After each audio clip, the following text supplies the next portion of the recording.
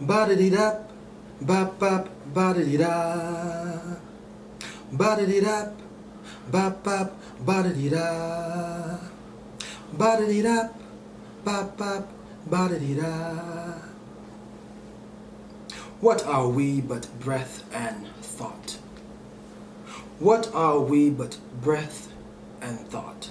A magnificent heap of unborn words, waiting to be made alive. What are we but poets upon this grand stage? Ba-da-dee-da, ba-ba, ba-da-dee-da. Ba-da-dee-da, ba-ba, ba-da-dee-da. There is no magic more powerful than music. There is no magic more powerful than music. Ba-da-dee-da, ba-ba, ba-da-dee-da. Ba-da-dee-da, ba-ba, ba-da-dee-da. In the immortal words of poet Marvin Gaye, what's going on? I am E.Stanley Richardson, Poet Laureate, Alachua County, Florida. Founder and director of North Central Florida's premier poetry organization, Art Speaks, bringing poetry and people together. Art Speaks, courageous young voices, and the Alachua County, North Central Florida Youth Poet Laureate Program. I'm also the author of the award-winning book of poetry, Hip Hop is Dead, Long Live Hip Hop, The Birth, Death, and Resurrection of Hip Hop Activism, published in 2017. I am honored to be a featured author at this year's Sunshine State Book Festival. And before I get into the gist of the book, let me tell you a little bit about myself. I am a lifelong Floridian. I was born in St. Petersburg, Florida, though I didn't live there. My parents just happened to be there when my mother went into labor. She would often tell me about how she wrapped me in swaddling clothes and placed me gently into a laundry basket and brought me back to the big city of Alachua, where I grew up. She couldn't afford a bassinet, so she put me into a laundry basket and made the trip to North Central Florida, where I grew up and attended Santa Fe High School, a class of 1980, Gold Raiders, and matriculated to the University of Florida by way of a football athletic scholarship, where I studied political science. Fast forward to today, and I am a writer, of course, a playwright, producer, professional actor, father, husband, grandfather. So, there you have that. I'm often asked about my influences, what influenced my writing, and who influenced me. So my parents were great, had a tremendous influence on my writing. And I'm asked sometimes about what particular poets did I like or who influenced me. There are so many, I can't name them all, but if I had to choose one, I would choose, it would be Maya Angelou. And I had the opportunity to meet her some years back when she came to the University of Florida. And that was a tremendous honor, me having an opportunity to meet her shortly before she transitioned. So, about the book, Hip Hop is Dead, Long Live Hip Hop, The Birth, Death, and Resurrection of Hip Hop Activism. I guess we'll start with the book cover. The book cover, I wanted it to be a work of art. I collaborated with an artist I met in California. Well, we met via social media. He resides in California, so I connected with him, and he had done. He was familiar with book cover design, so I sent him some drawings, some stick figure sketches, and this is what he brought to life. And I wanted it to be a work of art, to resemble graffiti, which is one of the elements of hip hop. So there's a body chalk line, and this represents like you normally see at a crime scene, but this doesn't read crime scene, it reads rhyme scene. And then you have two young people with big, beautiful natural hair, afro and afro puffs. Someone asked me, were those my grandchildren? And I want them to be, to appear to be somewhat conscious individuals. And you have the birth, death, and resurrection of hip-hop activism. So, my reason for writing the book, I'll give you a bit of backdrop. What was going on? You had the death of Trayvon Martin back in, I guess, 2012. The murder of Trayvon Martin, I should say. And then you had these other deaths of unarmed black men, women, and children by the police. And then you had the protests going on and the uprisings that ensued thereafter. So all of that was in the mix. And remember, I'm a child of the 60s. I was born in the 60s and came of age in the 70s, right in the middle of all of the civil rights movement and Black Power movements and things like that. So I've been hearing echoes about a coming revolution. So anytime I hear or I see a stirring of the people, I think maybe this is the revolution I've been hearing about since I was a child. So that was in my head. And one thing about, if there is a movement, every movement has a soundtrack. If you look at the 60s, the civil rights protest, you will see all these the music that accompanied the protests and the art that accompanied the protests. And so I that was in the mix when I wrote this. So what I can do, I think, because I started rambling and they'll have to reel me back in. I forget what I was talking about and where I am. So what I'll do is I'll read the preface, because I wrote a preface to the book for this exact purpose. So if you would pick the book up and you would begin to just read the preface, you get an idea exactly what the book was about and why it was written. Preface. Could we be witnessing the birth of a new revolutionary movement? No one really knows. Only time will tell. I asked the same question a few years ago as I watched thousands gather to march and protest in cities across the United States, only to see the movement fizzle and fade back into the red, white, and blue fabric of oligarchy and plutocracy, beautifully disguised as democracy. Please, can anyone tell me what happened to the Occupy movement? Now it seems we are once again aroused, stirred into action by the everyday deaths of unarmed black and brown men, women, and children, killed by the very ones who swore an oath to preserve and protect them. The police over-policing, rapidly increasing mass incarceration and poverty, the prison industrial complex with its not-so-new system of slavery and oppression, a severely dysfunctional system of education, over-testing the poor and unprivileged into a state of low esteem and despair, systematically creating a school-to-prison pipeline. Our young people are beginning to resist and organize against this blatantly inhuman treatment, just as they did in the 1950s and 1960s when they formed such groups like the Student Nonviolent Coordinating Committee, SNCC, one of the most important organizations of the American Civil Rights Movement. The dehumanization of black and brown American citizens has grown more and more out of control and is now witnessed by millions over the world through social media. The proliferation of technology and the ability to share video imagery through various social media platforms has had a shocking effect. The disturbing video images of law enforcement officers shooting unarmed civilians has once again awakened America's young people from their slumber. Many grassroots organizations are mobilizing our young people all over America and the world, stimulated by such groups as the Dream Defenders, Black Lives Matter, the Black Youth Project, Ferguson Action, Donkey Saddle Projects, Million Hoodies for Justice, Hands Up United, Raise Against the Ratchet, New Abolitionist Radio.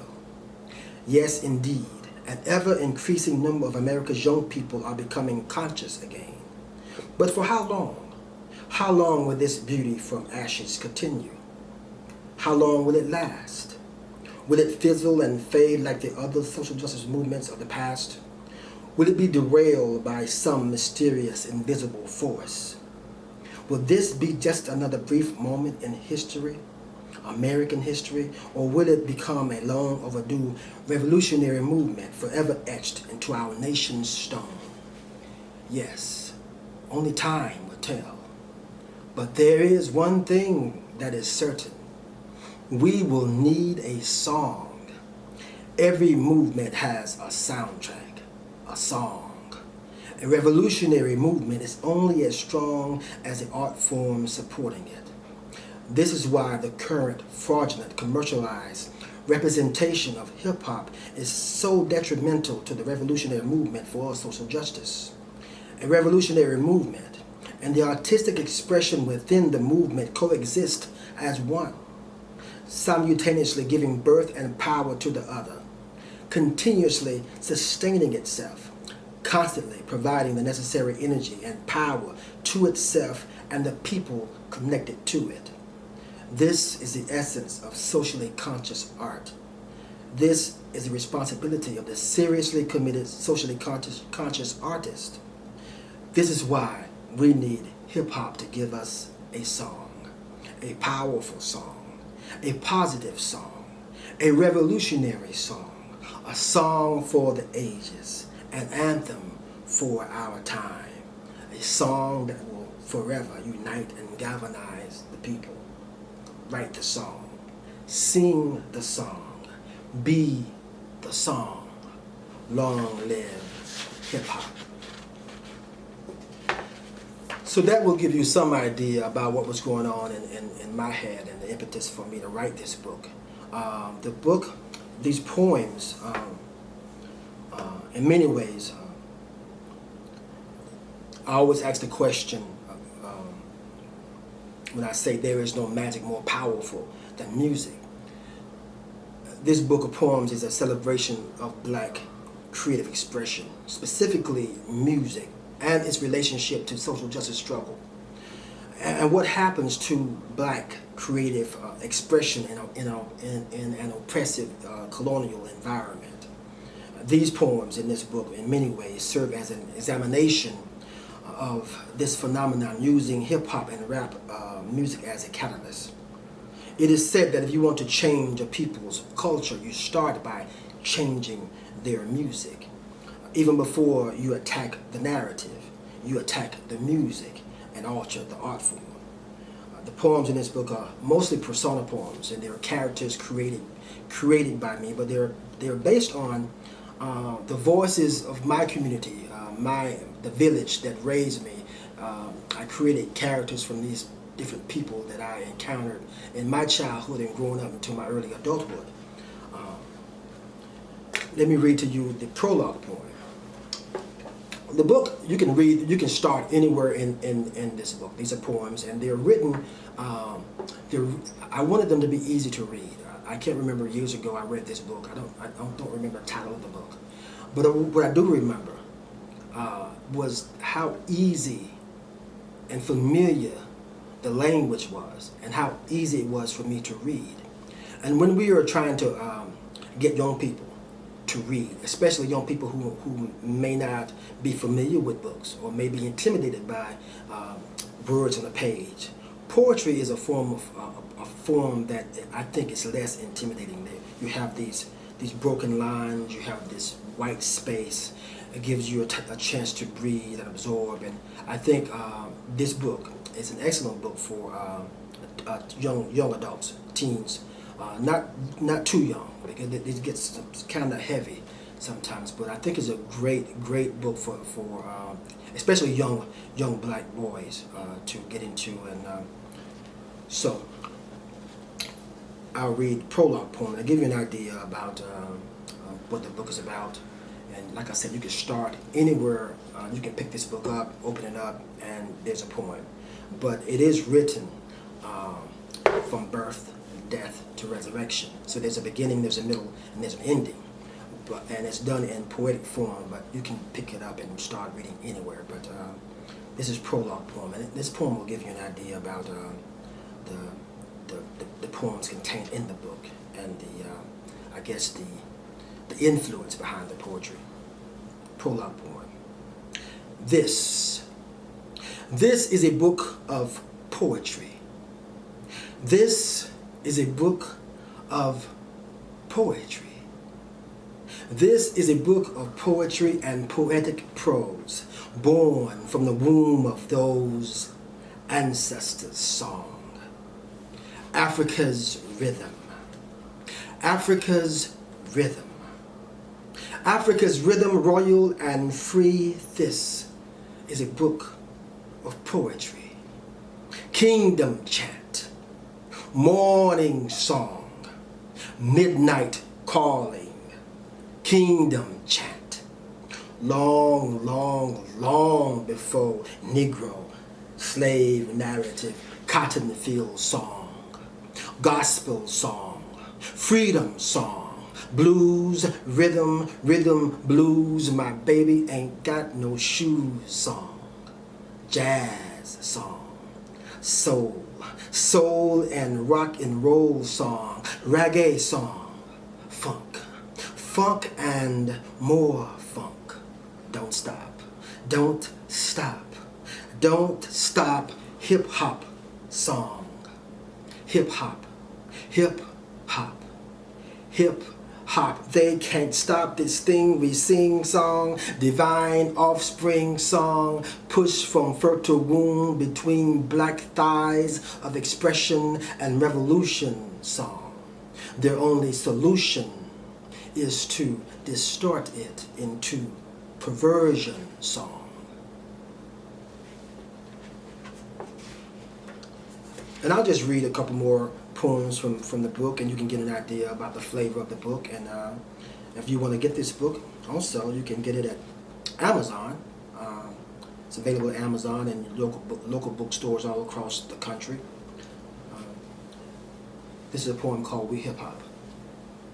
We hip hop, we hopscotch, we double dutch, we hide and go seek, we squeeze light for drips of color, we paint concrete canvas, we mural metal rail cars, we mark our territory chalk on sidewalk, we sing, we dance, we romance, we laugh, we cry, we triumph, we defy, we love, we hate, we debate. Who's the baddest, the coolest, what's fly?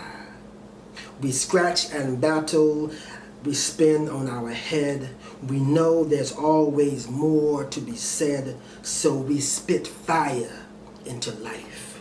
We cultivate sound, we harvest rhythm, we crave art safari, we capture elusive movement, we tame wild words, we interpret our world in melody, imagery, and song. We live in language, thick, dense jungle, and we don't stop. We don't stop. We never stop. We never stop. We hip hop. As I said, the book is, I think there are 12 chapters. The book is over 200 pages, 12 chapters, and I think about 43 poems. I'll give you, just read here the chapters for you, and you can maybe get an idea about the book. There's the prologue poem I read. The first chapter is Looking for Hip Hop, and this is one of my favorite poems. I very seldom read it because it's so long, but it's called Looking for Hip Hop in the Backdrop of Gentrification, and it chronicles you'll find that in the book hip hop is an actual a person, a character that I created. So. And one thing I realized after I wrote the book and began to reflect back on it, hip hop is actually a male character, but it chronicles just his adventures, what happens to him as he navigates throughout his particular life cycle with his birth, and then his subsequent death, and then his resurrection. But this is a beginning of the book and a poem called Looking for Hip Hop in the backdrop of gentrification. And it deals with a person who goes on a venture looking for hip hop. He starts up north. He finds out hip hop has gone down south because it got too cold up north, and plus he owed the man some lyrics. So this young man goes throughout the South looking for hip hop, and what he discovers in the course of him looking for hip hop, he runs into all different kinds of characters, and he finds out that in the course of this venture, there's an older woman.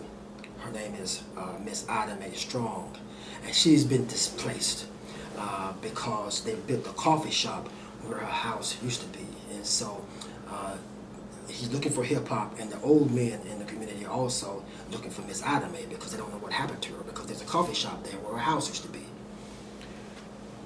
So it's one of my favorites, but it's very long, but that's why I want to read it right now. One of the things, the chapters in the book, again, this is a celebration of black creative expression, particularly music. But there's a chapter called Brethren of the Same Rhythm Root, and it talks about the relationship between these different genres of music, blues and jazz and funk. So I will close with one of my favorite poems from that chapter. It's called The Birth of Funk, and it's a tribute to James Brown. The Birth of Funk. That boy was born in a groove, wedged in a place somewhere down deep between pleading pulse and signifying sound. Oh, but you should have seen him when he started to crawl, make his way across rooms. And then when he learned to walk, his very first step was on the one, hard and deliberate. Even as a child, always want to be starting something so deep, so thick, you could wade in it for years. You know, when he was a baby, he didn't cry much, just screamed, please, please, please.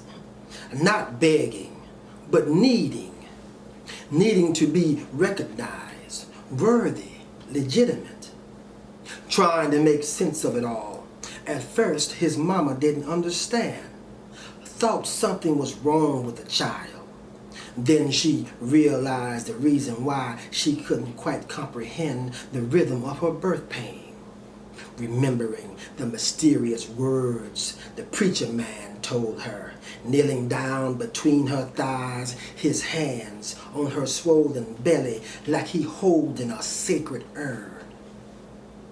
Your baby, a prophet. What? What you say? Your baby, a prophet. Yes, Lord, a divine deliverer, a badass bringer, a show-enough soul singer. Your baby, he gonna change time, set free sound, baptize a generation, save a nation with a hard and deliberate downbeat. Lord, Lord, your baby, he gonna make the world funky.